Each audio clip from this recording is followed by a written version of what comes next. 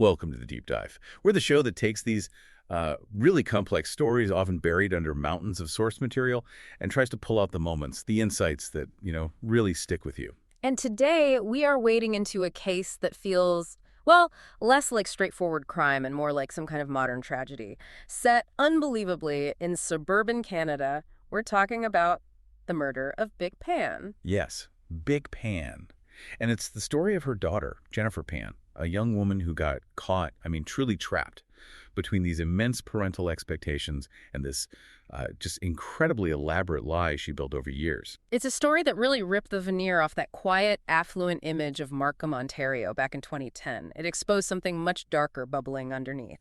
So our mission today, as always, is to go deeper than the headlines. We want to unpack the whole timeline. We need to talk about the pressure inside the Pan home, the sheer scale of the academic fraud. Right, and then the planning, the hiring of hitmen, the botched crime itself, the police work, including some pretty controversial tactics that led to a confession. And crucially, this is the really current part, the surprising, honestly landmark legal decision from Canada's highest court that just came down. It changes the whole picture, really. Absolutely. But the core event, the thing everything spirals out from, is November 8th, 2010. That night, Jennifer's parents, Hui Han Pan and Bik Ha Pan, were shot in their own home in Unionville. Bik Ha died from her injuries. Han, her husband, survived miraculously, but was left permanently blind. And what initially looked like, maybe a robbery gone horribly wrong, well, that narrative just dissolved incredibly quickly. Yeah, revealing this calculated, just chilling plot, orchestrated, investigators determined, by their own daughter, Jennifer, seeking, well, money perhaps, but maybe something more fundamental. Freedom. Freedom from a life she felt was strangling her. So let's start right there. Let's unpack the environment that created this situation, the Pan household itself. To really get a handle on Jennifer's mindset, you have to understand her parents' story, right? Hui Han and Bik Ha Pan. Exactly. They were ethnic Chinese refugees from Vietnam, known as Viet Hoa. They came to Canada, met and married in Toronto, started their working lives in Scarborough, worked incredibly hard. And by 2004, they'd achieved that immigrant dream, moving the family to a nice house in Markham, which, for many symbolizes success, achievement, a good life. Definitely. And they built it through sheer hard work. Han was a tool and die maker, skilled labor. Bik worked making car parts at Magna International, steady, demanding jobs. They didn't just chase success, they got it. And for them, that success was built on, well, structure, discipline, and this unwavering focus on the family's future, especially the children's. And that success translated directly into what the sources consistently describe as extremely high expectations for Jennifer and her brother Felix. It really sounds like a classic tiger parent scenario. Yeah, excellence wasn't just encouraged, it was demanded. In everything. Perfection was pretty much the baseline expectation. It wasn't just about grades either. It was about creating this image of elite achievement. Think about Jennifer's childhood activities. Right, the figure skating. From a young age, rigorous training. The goal wasn't just recreation, it was like Olympic aspirations. Yeah. Huge commitment. Until a knee ligament tear ended that dream, which must have been devastating in itself. But the pressure didn't ease up, it just shifted. Music became the focus. Theory, harmony lessons from age 12, flute in the school band. Every activity seemed geared towards building this perfect resume, not just for personal growth, but for status. And the control. Yeah. It's intense. To ensure zero distraction, as you said. Her parents picked her up from school every single day, monitored her friendships, her time. Dating, absolutely forbidden in high school. No school dances. It wasn't just concern. It felt from the descriptions like total lockdown. And even later, when they thought she was at university, the rules didn't really relax. No parties, no typical young adult stuff. One source mentioned she was 22 and had never been to a club, never gotten drunk, never vacationed without her parents. Friends called her upbringing oppressive, like a prison. Her own identity seems to have been completely secondary to this parental narrative of success they were building. Which brings us to the academics. Because despite all this effort, Jennifer's grades in high school were, well, average, around 70% mostly, except for music. And 70% was just not going to cut it. Not in that house, not with those expectations. She knew, instinctively perhaps, that revealing anything less than stellar grades would lead to disaster. So the deception started. Small at first, maybe. Forging report cards, changing numbers to create the illusion of straight A's. This wasn't a one-off. This became a pattern. Years of it. But the whole thing hinged on one specific course. Grade 12 calculus. She failed it. And that failure had immediate consequences. Ryerson University rescinded her early admission offer. The path her parents had mapped out just vanished. Now, most people might confess at that point, right? Face the music. You'd think so. But Jennifer doubled down. Maintaining the lie seemed less terrifying than facing their disappointment, which tells you something about the fear she was living under. So she didn't just lie, she performed. She pretended she was attending university, specifically the pharmacology program at the University of Toronto, a very prestigious program. And this wasn't just saying she went. She lived the lie. Instead of classes, she worked multiple jobs. Cafes, piano teacher, restaurant worker to have money, and an excuse to be out of the house. She claimed fake scholarships. She bought real secondhand textbooks for courses she wasn't taking. And the notebooks. Yeah. Apparently, she created these incredibly detailed fake class notes filled with diagrams, handwriting, looking exactly like a diligent student's work. Just in case her parents ever asked to see them, the sheer effort. It must have been exhausting. Yeah. Holding down jobs, faking an entire academic life, probably more work than actually doing the degree. Absolutely. It shows the depth of her fear. The lie had become all-consuming. But even a lie that elaborate starts to fray. The parents, wanting proof of her success, got suspicious. She claimed she was volunteering at sick kids' hospital. But couldn't produce an ID badge or uniform. They needed tangible proof of this elite status, she claimed, and she didn't have it. That was the crack. And Big Pan decided to check for herself. She followed Jennifer one day. And just like that, the whole multi-year deception imploded. The discovery was devastating. Tan's reaction was apparently explosive. Fury, betrayal. He wanted her out of the house. Immediately. Years of sacrifice, seemingly wasted. Vic stepped in then. Maybe she saw the desperation, maybe just trying to control the fallout. But the compromise wasn't exactly freedom for Jennifer. No. She could stay, but only if she finished high school properly, applied to university for real this time. And the biggest condition. She was absolutely forbidden from seeing her boyfriend, Daniel Chikwang Wong. Her world shrank again. No going anywhere except her piano teaching job. The house became a prison once more. Let's talk about Daniel Wong, the forbidden boyfriend. The initial ban was about distraction, but with Wong, there was maybe another layer. It seems so. Wong was of mixed Chinese and Filipino background, lived in Ajax, worked at Boston Pizza. He also dealt marijuana on the side. Jennifer apparently told people her parents disapproved, partly because of perceived ethnic differences. So another layer of control, potentially rooted in cultural judgment. And despite the ban, despite the surveillance, Jennifer and Wong kept seeing each other. Secretly. Finding ways. Which must have put incredible strain on the relationship itself, always hiding. Yeah, and eventually, it seems, it became too much for Wong. Sometime in 2009, he broke it off. He was frustrated with the restrictions, the drama. He started seeing someone else. And this rejection seems to be the catalyst for Jennifer's next, truly disturbing escalation. Instead of accepting it, she launched into this series of really extreme fabrications. Designed, it appears, purely to regain Wong's attention through guilt and pity.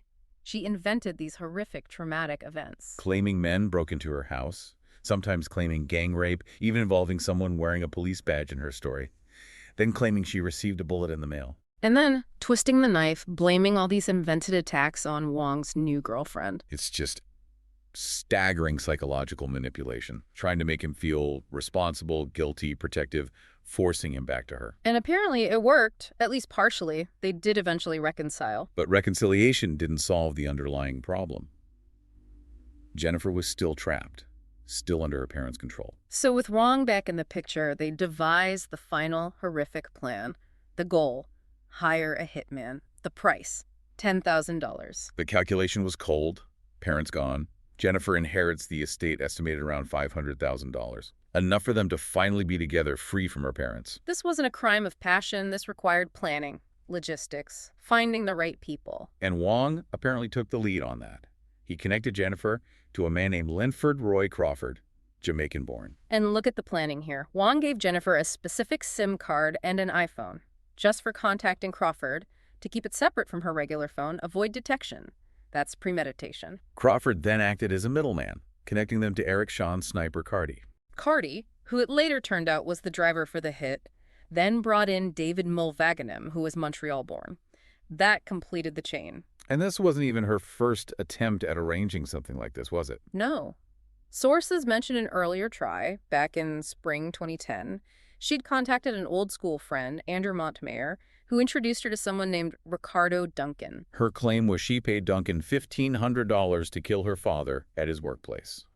Duncan's story was different. He said she only gave him $200 for a night out, which he returned. He denied agreeing to any murder plot. Regardless of the exact details, that first attempt clearly fizzled out, which forced Jennifer and Wong to regroup and start the process again 6 months later, leading to Crawford, Carty, and Mulvaganam. So the plan is in place, the price agreed upon, the team assembled, November 8th, 2010, execution night. In the family home in Unionville, Jennifer's role was crucial.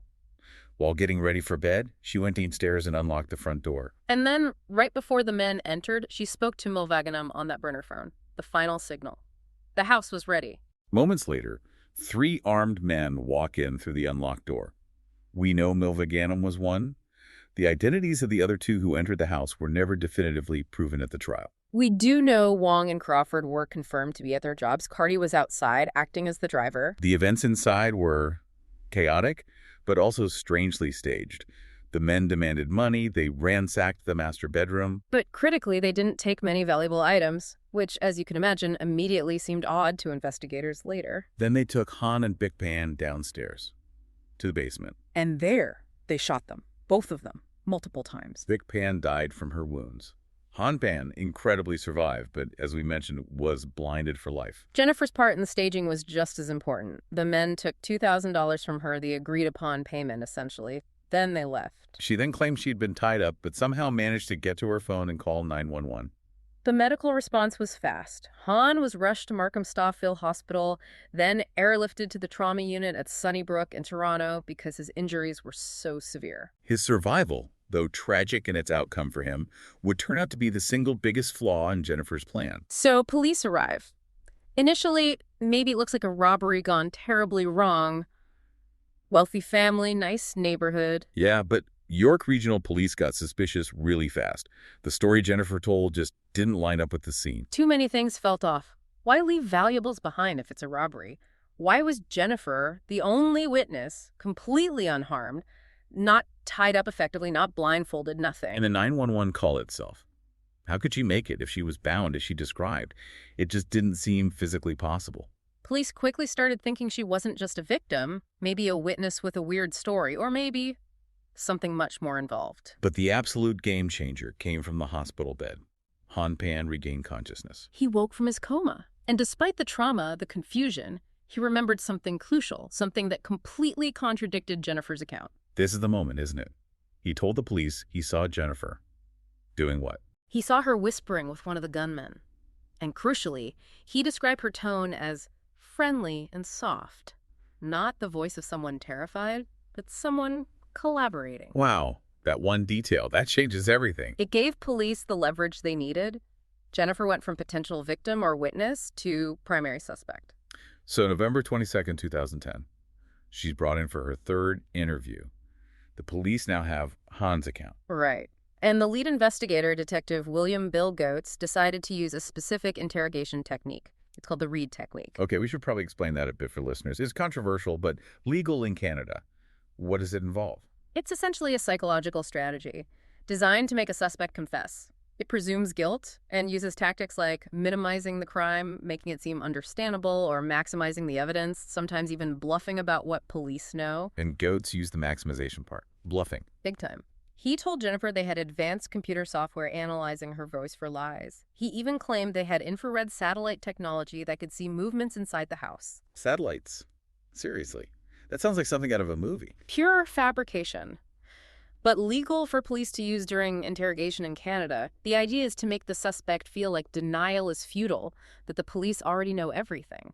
And facing that kind of pressure, hearing about evidence, even fake evidence that seems insurmountable. It worked. Jennifer broke. She admitted she hired the killers. But even then, she tried to control the narrative, right? One last twist. Exactly. She didn't confess to planning her parents' murder.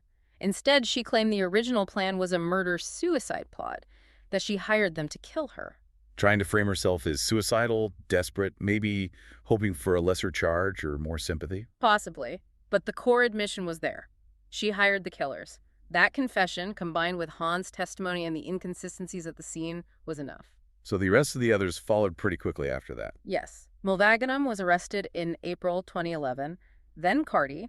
Wong was arrested quite publicly at his Boston pizza job, and finally, Crawford. The whole network was brought down.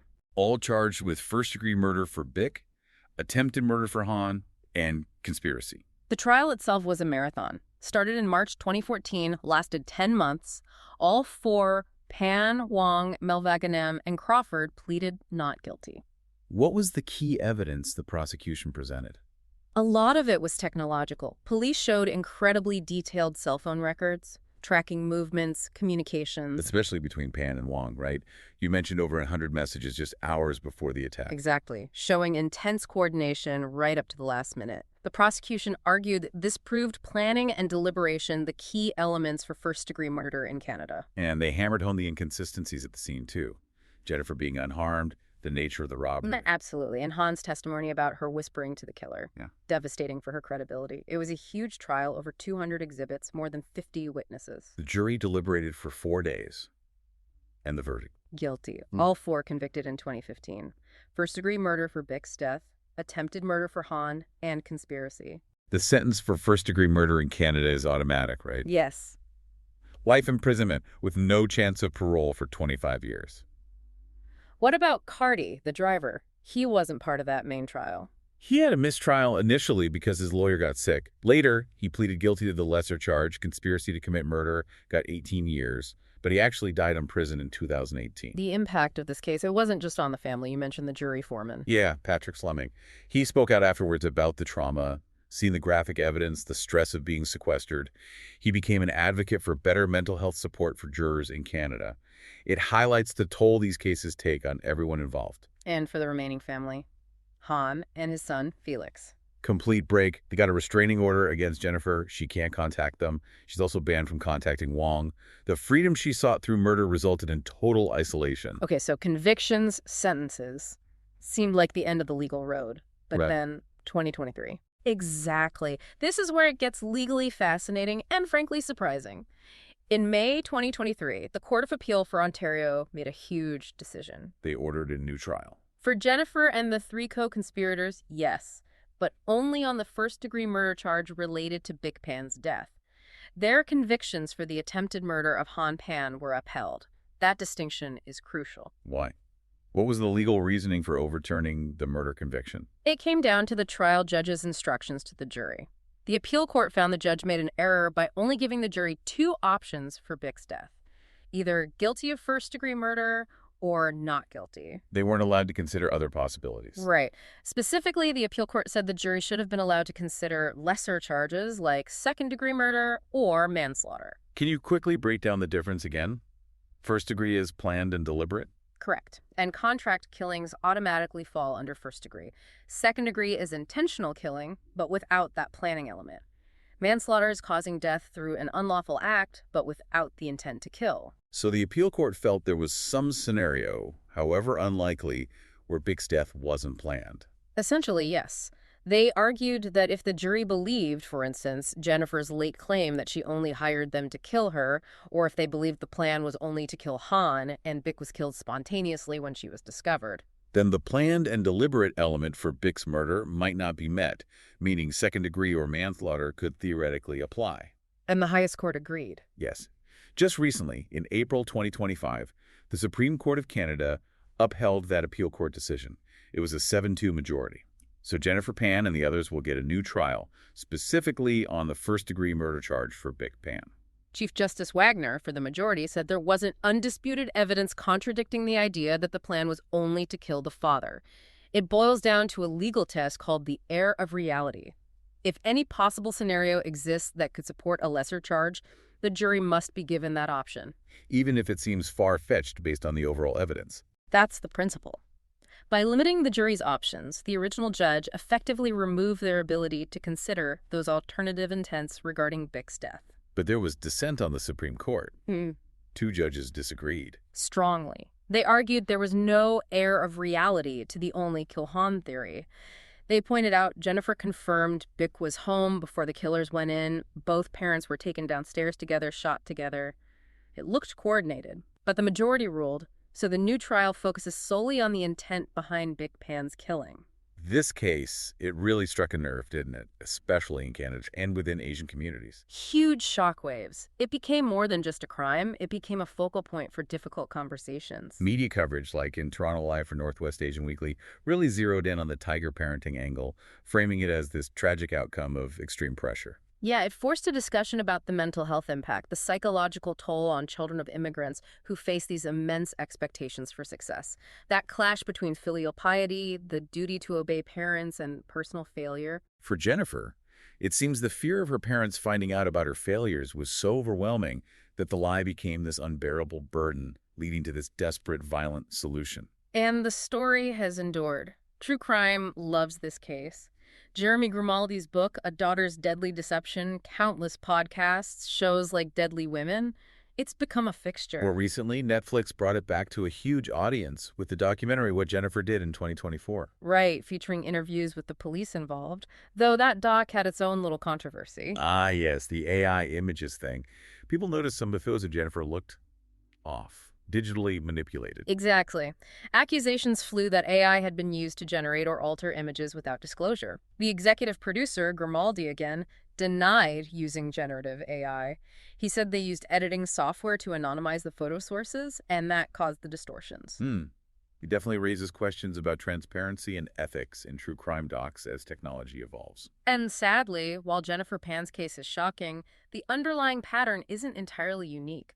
Our sources mention other international cases. Like Jean-Claude Romand in France, Seth Gonzalez in Australia, Whitaker and Ewell in the U.S. Yeah, all cases involving children who killed family after building elaborate lies about their lives, usually academic or professional success. Driven by that same terror of exposure, of losing status or control. So we've followed this incredibly dark journey from the immigrant dream of Han and Big Pan. Through the intense pressure, the years of intricate deception, the forged reports, the fake notebooks. To the cold calculation of the murder-for-hire plot, the brutal attack, and the investigation that unraveled it all. We saw how Han Pen's survival and testimony became the crucial turning point, and how police used psychological tactics legally to secure that confession. And the biggest takeaway, really, is the ongoing legal saga. The fact that, despite the 2015 convictions, Canada's Supreme Court has ordered a new trial for the first-degree murder of Big Pan. It means this story, legally, is still very much alive. The conviction for attempting to murder Han stands, but that central question about the specific intent behind Big's death, it's going to be debated all over again in court. The whole case forces you to grapple with that environment. What happens when those intense cultural pressures, the demand for success, collide so violently with failure and a desperate desire for autonomy? It created a situation where the lie, maintaining the facade, became more important than life itself. And we leave you with this thought. Can that kind of extreme external pressure ever truly explain, let alone excuse, such a profound betrayal, such utter devastation visited upon a family? Where does responsibility ultimately lie when a system built on rigid expectations finally shatters into violence?